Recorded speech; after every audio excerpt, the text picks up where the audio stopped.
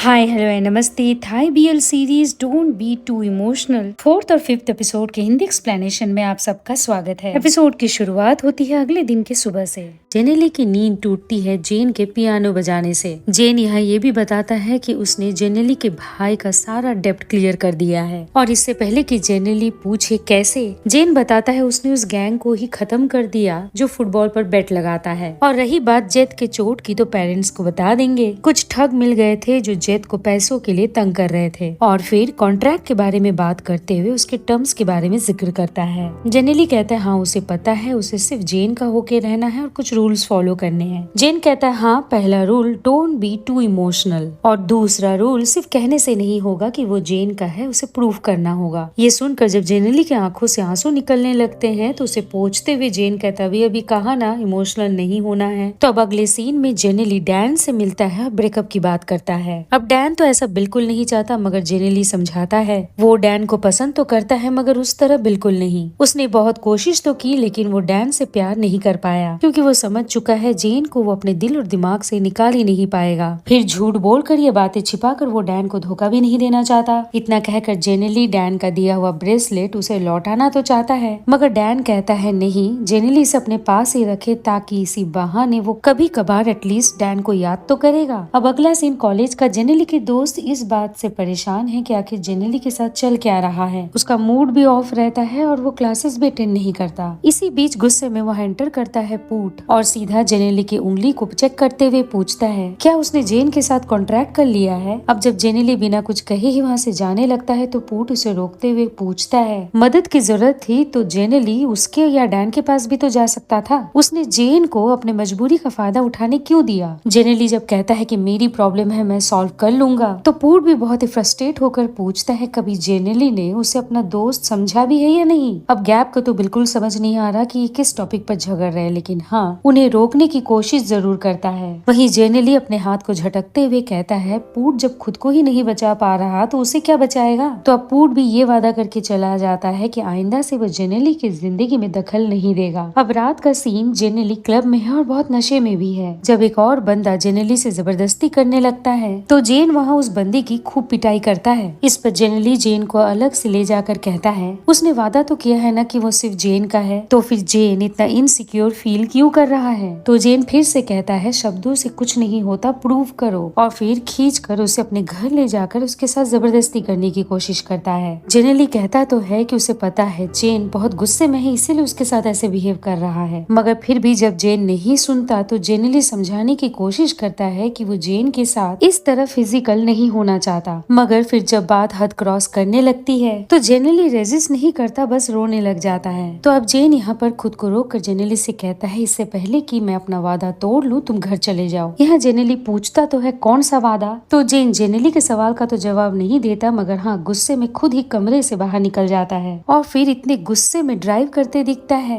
कि सही वक्त पर अगर वो ब्रेक नहीं लगाता तो हादसा ही हो जाता। दूसरी तरफ जेनेली भी इस बात से परेशान है कि आधी रात हो चुकी है और अभी भी जेन वापस नहीं आया है और इसी वजह से पूरी रात वो ढंग से सो भी नहीं पाता। अब सुबह कॉलेज का सीन, डांस का एग्जाम चल रहा होता है लेकिन यहाँ पर जेन और जेनेली के बीच कोई तालमेल नहीं दिखता। जेन तो ढंग से जेनेली से नजरें भी नहीं मिला रहा और एक पॉइंट पर तो जेनेली डिसबैलेंस होकर गिर भी जाता है। अब अगले कट में भी जेनेली और जेन दोनों ही एक ही रूम में बैठे हुए हैं लेकिन बातें नहीं कर रहे। इसी बीच जेनेली की मम्मी कॉल करके कहती है घर लौटते वक्त जेनेली उसके भाई को पिक करते हुए आए। तो दिखाया जाता है जेन भी जेनेली के साथ ही है। अब डेब्ट चुकाने में और हॉस्पिटल के खर्चे में जेन ने जो मदद की है इसके लिए जेन को कुछ स्वीट्स गिफ्ट करता है। अब जो कि जेन ड्राइव कर रहा है तो वो जेनेली से कहता है इसे ले ले। इसी बीच जब कॉफी पीते हुए जेट की कॉफी छलकती है तो जेन पोंछने के लिए टिश्यू पेपर बढ़ाता है। यहाँ जेनेली नोटिस करता है उसने जो कभी जेन को गिफ्ट किया था वो अब भी जेन ने रखा हुआ है। अगले कट में दिखाया जाता है जेन जेनेली के लिए खाना भी पका रहा है और फिर जेनेली को पिक करने के लिए कॉलेज भी पहुंच जाता है। यहाँ जब जेनेली कहता है उसे समझ में ही नहीं आता जेन के दिमाग में क्या चल रहा है तो गैप समझाता है अगर चाहते हो कि रिश्ता आगे बढ़े तो जो भी दिल में है साफ साफ उसे कह दो। तब घर लौटने के बाद जेनेली पूछता है जेन उस वक्त किस प्रॉमिस की बात कर रहा था। क्या जेन को पता है उस रात जेन के बिहेवियर से उसे कितना हर्ट हुआ है। जेन जब इमोशनल होकर कहता है कि वो दोबारा ऐसा कभी भी जेनेली के साथ नहीं करेगा तो जेनेली रिक्वेस्ट करता है जेन अपने बारे में सारी बातें उसे बताए क्योंकि रिश्ते को आगे बढ़ाने से पहले वो जेन को अच्छी तरह से समझना चाहता है। अब अगले दिन सुबह जेनेली को मेडिसिन शॉप में देखते हैं और वहाँ उससे मिलने आता है पूट। यहाँ पूट जेनेली को उसका फेवरेट चीज केक देता है और उस दिन उसने जो कुछ भी कहा उसके लिए माफी मांगता है। फिर कहता भी है कि जेनेली को लेकर उसे बहुत फिक्र हो रही है। तो अब जेनेली भी इस बात को ये कहकर जाने देता है कि जो हो गया उसे भूल जाओ। अब वापस से रात को जेनेली को जेन के साथ देखते हैं, जहाँ पर जेन कहता है किसी ने उसे फेवर के लिए बुलाया है और वो चाहता है कि जेनेली इस बार उसके साथ रहे। जेनेली जब पूछता है कि जेन ये कब से कर रहा है, क्या वो ये सब अपने फैमिली के लिए करता है, जेन कहता है कि ये सब वो अपने लिए करता है और हाई स्कूल से करता आ रहा है। अब जब जेनेली आगे पूछता है जेन को इस बात का बुरा नहीं लगता जब कोई उसका प्रॉमिस तोड़ता है और उसे पनिश करना होता है। जेन कहता है बुरा क्यों लगेगा, टी की ही बात कर लो, उसने पैसों की हेराफेरी की, उसे जेल हो गया। जूही ने अपने एक्स बॉयफ्रेंड को चीट किया, उसके पैसे ले लिए, तो उसका एक्स बॉयफ्रेंड भी उसका पीछा करते हुए उसके पास पहुंच ही गया। तो इन सब में उसकी गलती कहाँ है? अगर सामने वाला ये सोच रहा है कि मुफ्त में उसे कुछ मिल जाएगा तो प्रॉब्लम तो उसकी सोच में है। तो अब जेनेली सवाल करता है जो कुछ भी जेन सोच रहा है वो भी सही हो, ये जरूरी नहीं। उसे पता तो था कि टी प्रेसिडेंट बनने के काबिल नहीं है, फिर उसे प्रेसिडेंट बनाया क्यों? अब जब जेन ये कहकर बहस करता है कि टी की फितरत है, वो प्रेसिडेंट नहीं भी बनता तो भी पैसों की हेराफेरी करता, तो जेनेली कहता है हाँ, लेकिन फिर उसे पकड़वाने के पीछे जेन तो नहीं होता। अब इससे पहले की बात और आगे बढ़े, जेन गाड़ी रोक लेता है क्योंकि वो लोकेशन तक पहुंच चुके हैं। जब जेनेली पूछता है क्लाइंट ने ऐसी जगह क्यों चूज की, तो जेन कहता है जो क्लाइंट्स खुद को छिपाने की कोशिश करते हैं अक्सर वो ऐसी ही जगह चूज करते हैं। बाय द वे, जेन जब क्लाइंट को कॉल करके पूछता है वो कहाँ है, तो क्लाइंट बताता है अभी तक पहुंचा नहीं, लेकिन जेन ये जरूर नोटिस करता है कि वहाँ पर फ्रेश आधा जला हुआ सिगरेट पड़ा हुआ है। अभी जेन को डाउट होता ही है कि जरूर कुछ गड़बड़ है कि उन पर फायरिंग होने लग जाती है। तो यहाँ पर जेन सबसे पहले तो जेनेली को बचाने की कोशिश करता है और फिर उसे अपनी गाड़ी की चाबी थमाते हुए कहता है 10 मिनट तक इंतजार करना, अगर तब तक मैं नहीं आया तो निकल जाना। जेनेली जब कहता है नहीं वो कहीं नहीं जा रहा, तो जेन समझाता है यहाँ बहुत लोग हैं, तो जेनेली को प्रोटेक्ट करना उस अकेले के लिए पॉसिबल नहीं होगा। तो एक तरफ जहाँ पर जेनेली कार की तरफ भागता है, वहीं दूसरी तरफ जेन उन गुंडों को संभाल रहा होता है। अब जेनेली तो डरा हुआ है ही, कार में बैठने के बाद और कंफ्यूज्ड हो जाता है क्योंकि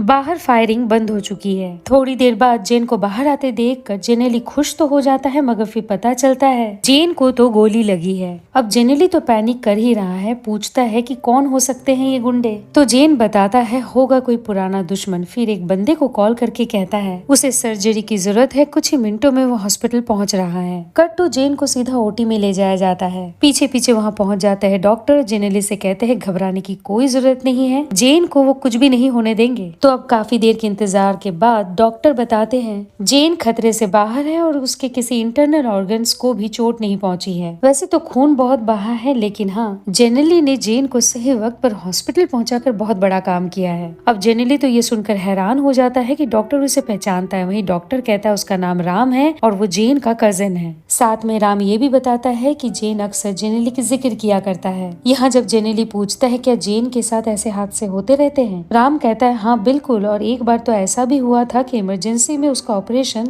हॉस्पिटल के बाहर ही करना पड़ा क्योंकि हॉस्पिटल तक पहुंचने का टाइम ही नहीं था। अब अगले कट में जेन को जब होश आता है तो जेनेली को अपने पास पाकर वो तो बहुत खुश हो जाता है, लेकिन जेनेली जब रो कर पूछता है कि जेन कब तक ऐसी जिंदगी जिएगा, क्या उसके लिए जेन ये सब छोड़ नहीं सकता, तो जेन कहता है यही वजह है कि वो जेनेली को इन सबसे दूर रखना चाहता था। लेकिन जेनेली की ये जिद थी कि वो जेन को पूरी तरह जानना चाहता है। मगर देखते हैं कि जेनेली ये कहकर यहाँ से चला जाता है कि अगर जेन ने ये जिंदगी जीना चूज किया है तो वो जेन के साथ ऐसे नहीं जी सकता। लेकिन फिर उसी हालत में जब जेन बेड से उठता है और जेनेली को रोकता है तो घाव ताजा होने की वजह से चारों तरफ खून के ड्रॉप्स गिरने लग जाते हैं। लेकिन इसकी परवाह किए बगैर जेन जेनेली से कहता है तुम भूल रहे हो, तुमने मेरे साथ कॉन्ट्रैक्ट किया है, इसीलिए अभी के लिए तुम घर जाओ और आराम करो, वापस आने के बाद इस टॉपिक पर मिलकर बात करेंगे। तो अब अगले कट में देखते हैं कि जेनेली जेन के चोट पर दवाई लगा रहा है। वहीं जेनेली जेन को छोड़कर नहीं गया, इस बात पर जेन जेनेली को थैंक्स कहता है। साथ में इस बात का आश्वासन भी देता है कि जेनेली को डरने की कोई बात नहीं, कुछ भी हो जाए वो जेनेली की जिंदगी को खतरे में नहीं डालेगा और ना ही इतने आसानी से वो खुद भी मरेगा। तो यहाँ पर जेन की हालत को देखकर जेनेली भी बहुत इमोशनल होते दिखता है। दूसरी तरफ जेनेली के दोस्त आपस में ये बातें करते हैं कि आखिर जेनेली गया कहाँ, एग्जाम्स करीब है और वो लेक्चर्स अटेंड ही नहीं कर रहा। अब जब जेनेली की खबर लेने पूट उसके घर पहुंचता है तो पापा बताते हैं उसका कुछ अता पता ही नहीं है। हाँ, सुबह जरूर आया था और दुकान से कुछ जड़ी बूटियां लेकर गया है। फिर दिखाया जाता है इन्हीं जड़ी बूटियों को उबाल कर जेनेली काढ़ा तैयार करता है। फिर जेन को देते हुए पूछता है सुबह सुबह कहाँ चला गया था, वो आराम क्यों नहीं करता ताकि उसके स्टिचेस जल्दी हील हो जाए। अब थोड़ा हिचकिचाते हुए जेन जब कहता है कि अपने बिजनेस के लिए बाहर गया था तो जेनेली कहता है ठीक है, फिर शाम को भी उसे अपने दोस्तों से मिलने जाना है। तो अब अगले सीन में जेनेली पूट के घर नजर आता है और फिर पुराने दिनों को याद करके बहुत खुश भी होते हैं। यहाँ बातों ही बातों में जब पूट कहता है कि जेनेली इसी तरह खुश क्यों नहीं रहता, हमेशा टेंशन में क्यों दिखता है, तो तब तो जेनेली कुछ नहीं कहता, लेकिन ज्यों कि वो ड्रिंक भी कर रहा है तो कुछ देर बाद खुद से ही कहने लगता है कि जेन को लेकर वो बहुत टेंशन में है। जब पूट पूछता है ये जेन तो जो कुछ कर रहा है ठीक है, लेकिन फिर अपने बिजनेस में तुम्हें क्यों खींच रहा है, तो जेनेली कहता है इसमें उसकी कोई गलती नहीं है, वही है जो जेन की दुनिया को जानना चाहता है। जब पूट पूछता है फिर जानने के बाद अब क्या रिएक्शन है, तो जेनेली कहता है शायद वो ये सब हैंडल नहीं कर पाएगा। तो पूट कहता है फिर निकल जाओ उसकी दुनिया से, वो है ना, वो जेनेली की मदद करेगा। तो जेनेली कहता है वो प्यार करता है जेन से, उसे छोड़ेगा कैसे, लेकिन हाँ इस बात का डर भी है कि उसके साथ रहकर उसे कुछ होता हुआ भी नहीं देख पाएगा। पूट जब पूछता है फिर जेनेली उसके पास क्यों आया है, और अगर जेनेली सबका दिल रख सकता है तो उसके जज्बातों को क्यों नहीं समझ रहा, क्या जेनेली सिर्फ उसका होकर नहीं रह सकता। अब पूट को इस तरह की बातें करते सुनकर जेनेली पूट को दूर रहने के लिए कहता है, मगर फिर जज्बाती होकर पूट ही जेनेली से जबरदस्ती करने लग जाता है और इसी फिराक में जेनेली को लग जाती है चोट। अब पूट को तो एहसास हो जाता है कि उसने गलती की है, वो सॉरी भी कहता है, मगर जेनेली भी जाने दो कहकर तभी के तभी वहाँ से निकल जाता है। अभी जेनेली पूट के घर से बाहर निकल ही रहा होता है कि एंट्रेंस पर उसे मिल जाता है जेन। यहाँ जेनेली के माथे से खून निकलता देख और पीछे पीछे पूट को ये कहते सुनकर कि मुझसे गलती हो गई, जेन को इतना गुस्सा आ जाता है कि वो पूट को ही एक पंच मार देता है। बात यही नहीं रुकती, जेन तो बस पूट को जान से ही मार देना चाहता है, लेकिन फिर जेनेली धमकी देता है अगर जेन ने अभी कभी पूट को नहीं छोड़ा तो वो जेन को हमेशा के लिए छोड़ देगा। तो अब जेन ये कहकर पूट को जाने देता है कि आइंदा से जेनेली के जिंदगी में उसका दखल नहीं होना चाहिए और फिर अपने साथ जेनेली को लेकर वहाँ से चला जाता है।